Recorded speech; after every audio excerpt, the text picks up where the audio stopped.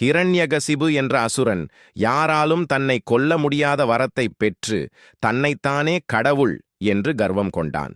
ஆனால் அவனுடைய மகன் பிரஹ்லாதன் மகாவிஷ்ணுவின் தீவிர பக்தனாக இருந்தான். இதை சகிக்க முடியாத ஹிரண்யகசிபு பலமுறை பிரஹ்லாதனை கொல்ல முயன்றான். ஆனால் ஒவ்வொரு முறையும் மகாவிஷ்ணு அவனை காப்பாற்றினார்.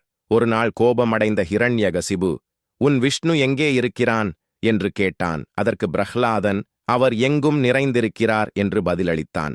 அதை சோதிக்க ஹிரண்யகசிபு அருகிலிருந்த ஒரு தூணை காட்டி, "இதிலும் இருக்கிறானா?" என்று கேட்டான்.